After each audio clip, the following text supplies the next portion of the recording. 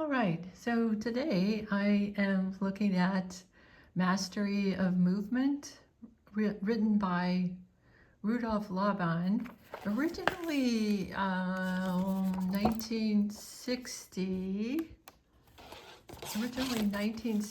and there are many reprints. I believe I got the 1988 version, and it is falling apart. So if you want a good book, you might want to find an older one. And I'm looking today at the introduction. So Rudolph Laban was um, I'll call him a Renaissance man in the early last century, all about movement. And this particular book focuses mostly on movement on the stage. So if you're interested in that, this may be of value to you. And so reading the introduction here briefly, oh, by the way, I've got the figures in the back here are as best I can replicate here in a float and a punch. So that is part of one of the movement exercises called the cube, and when it comes to space harmony and all of that, which this book talks about a tiny bit. All right, so reading here, man moves to satisfy a need. He aims by his movement at something of value to him. It is easy to perceive the aim of a person's movement if it is directed to some tangible object. Yet there also exist intangible values that inspire movement, right? Sometimes we have an idea in our head and we move based on that. I'm not reading right now, clearly. Anyway, moving on here, I'm right here. Eve, our first mother, in plucking the apple from the tree of knowledge, made a movement dictated both by a tangible and an intangible aim. She desired to possess the apple in order to eat it, but not solely to satisfy her appetite for food. The tempter, you know who that is, told her that by eating the apple she would gain supreme knowledge.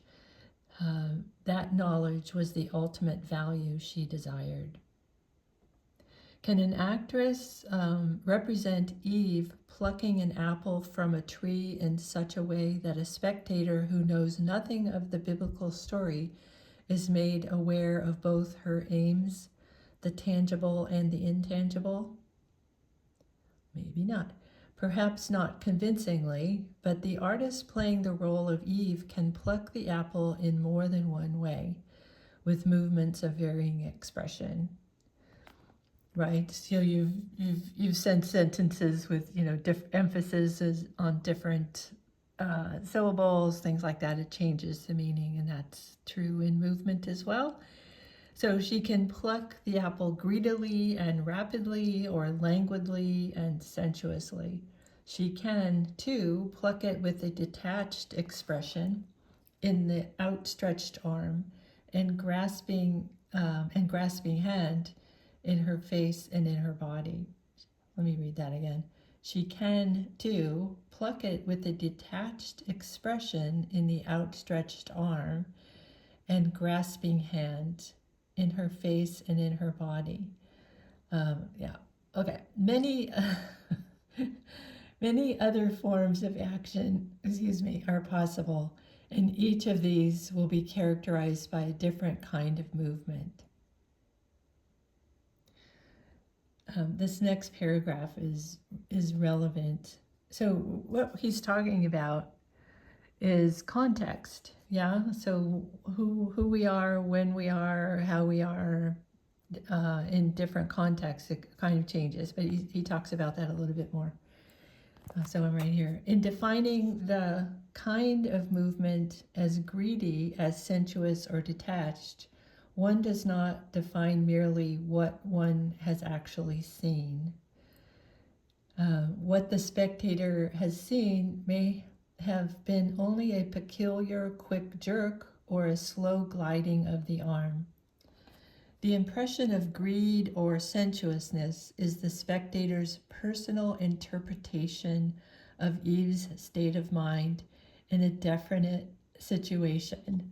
So what he's saying here is that we interpret, we observe the world and the way people move through our particular lens. And so one of the challenges of movement analysis for any movement analyst out there is being aware of our own personal lenses and bias. Anyway, moving on here.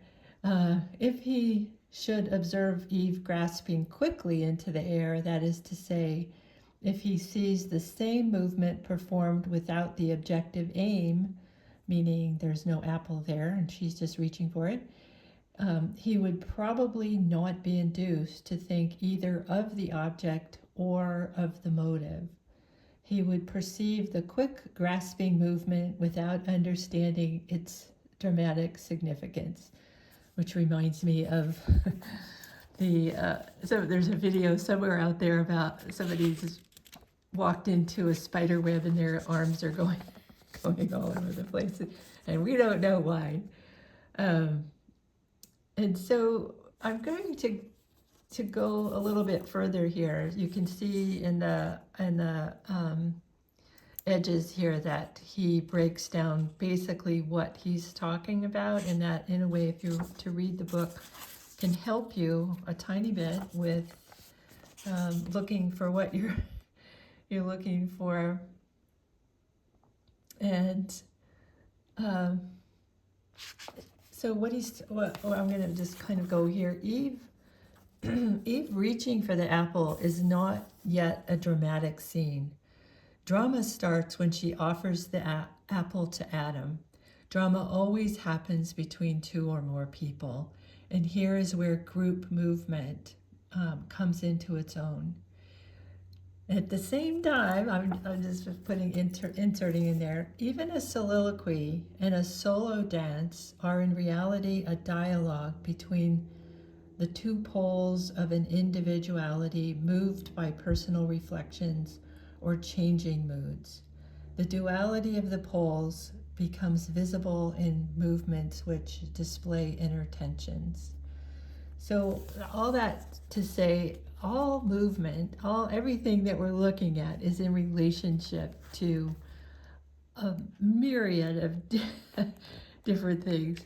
So if you have the book, if you want the book, you can, there's a pretty good index. The appendix, if you like graphing, which I do, and a notation, there's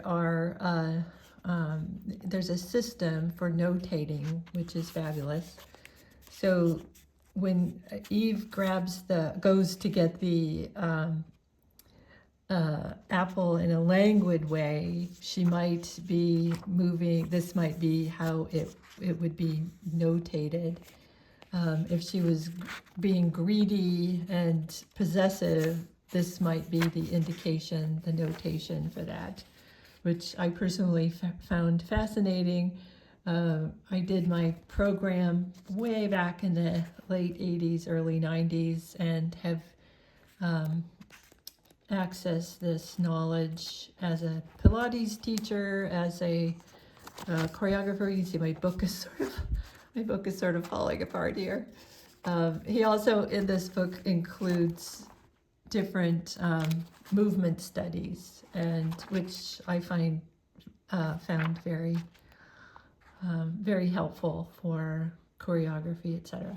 Anyway, I hope you enjoy the book. This is Rosie Saltaire reading from Aunt Lulu's Book Nook, and I hope you enjoying your day. Thank you. See you again.